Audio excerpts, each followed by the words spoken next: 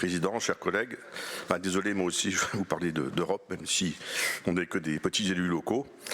Alors on peut penser effectivement, sans exagération, qu'elles sont une étape cruciale dans la configuration de l'Europe de demain, dans un contexte géopolitique instable que tout le monde connaît, la guerre qui fait rage en Ukraine notamment, aux portes de l'Union. Cette élection nous ramène à la genèse de la construction européenne. Outre la volonté d'un développement économique, et c'est bien l'aspiration à la paix, mais aussi à la sécurité, qui fut et qui reste un des principaux vecteurs de cet élan unitaire européen. Cette aspiration, qui rassemble aujourd'hui 450 millions de citoyens, est quand même, il faut le rappeler, un exemple unique dans l'histoire d'une construction politique et socio-économique faite sans violence, sans conquête. Alors bien sûr, rassembler une mosaïque de peuples avec des langues, des traditions, des modes de vie différents, ça ne se fait pas sans heurts ni difficultés. Cela nourrit certes des réticences et du scepticisme.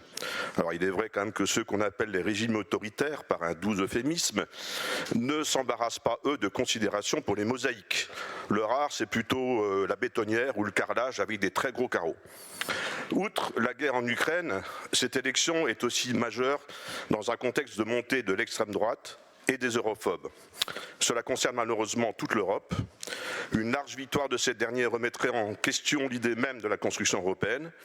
Debout sur leurs ergots, ils rêvent d'une Europe des souverainetés nationales exacerbées, c'est-à-dire d'une Europe sans souveraineté. Après avoir promu la sortie de l'Europe, ils veulent maintenant utiliser le processus démocratique européen pour assécher l'union de l'intérieur, en provoquant une hémorragie interne de toutes les valeurs qui sont les siennes. L'Europe, il faut le dire, c'est un peu pour eux un emploi fictif. Alors c'est vrai qu'ils surfent sur cette facilité à dénoncer l'idée d'un diktat de Bruxelles, que ce soit sur la protection du climat, l'agriculture, les migrations et j'en passe. Prendre Bruxelles comme bouc émissaire, c'est toujours une chose aisée, et il faut reconnaître que la classe politique dans son ensemble et dans tous les pays n'est pas exempte de reproches dans cette tendance. Mais ne tombons quand même pas dans une démagogie la plus crasse. Les décisions sont prises, qu'elles plaisent ou pas, dans un cadre légal et légitime, même s'il est vrai que l'Union peut améliorer et doit améliorer son fonctionnement démocratique.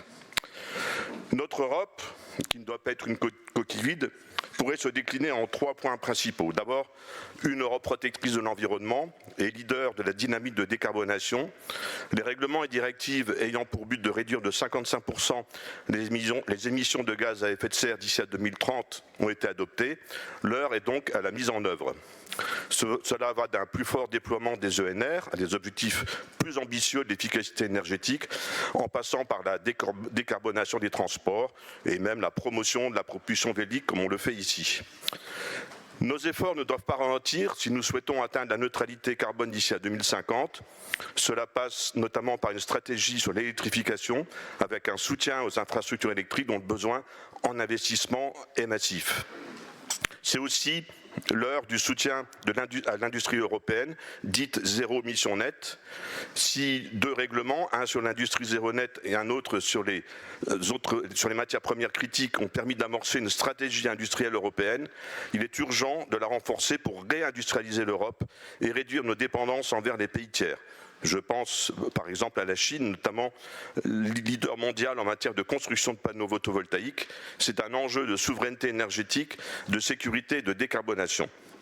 Sur la question agricole, nous appelons à une refonte en profondeur de la PAC qui doit viser à mieux partager les subventions afin de ne pas agrandir les inégalités entre grands et petits exploitants. Enfin, l'Union doit vraiment prendre en compte la protection de la biodiversité et la protection de la population face aux substances chimiques. Ces éléments-là ont malheureusement été plutôt absents de la dernière mandature par pur opportunisme politique. Cessons désormais d'opposer développement économique avec protection de l'environnement, de la biodiversité et de la santé humaine. Nous appelons notamment à une révision en profondeur du règlement REACH pour interdire les produits chimiques dangereux. Deuxième point, l'Europe ne peut être unique en étant sociale. Voilà peut-être un des défauts majeurs de l'Union. Si cela faisait bien partie de ses objectifs dès le traité de Rome en 1957, force est de constater que la volonté politique n'a pas été assez puissante. Or, ce chapitre est crucial pour harmoniser les droits sociaux dans toute l'Union, préparer les futurs élargissements à venir, mais aussi aider les citoyens à adopter les solutions favorables de la transition écologique en les rendant abordables financièrement. Enfin, troisième et dernier point, une Europe plus proche des gens et des territoires. C'est le reproche que l'on fait souvent. Une Europe trop complexe, éloignée des préoccupations des gens. N'oublions pas tout de même que l'Union promeut activement la décentralisation, c'était très bien dit par notre ami Olivier Lebras tout à l'heure, au contraire de l'État français. L'échelle européenne est un allié pour rendre nos régions plus influentes et faire en sorte que les décisions soient prises au plus près des citoyens. Mais il est clair que nous appelons à une plus grande participation citoyenne à la prise de décision au niveau européen. Le projet d'ailleurs de chambre citoyenne bretonne que l'on porte pourrait être un bel exemple à suivre.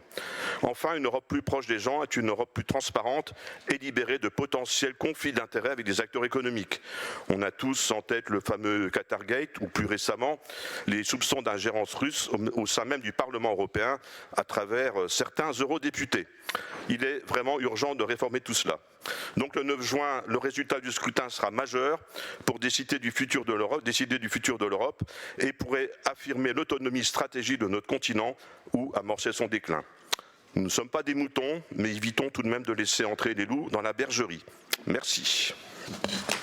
Merci à vous. Dernier orateur, Paul Molac, 7 minutes pour autonomie et régionalisme.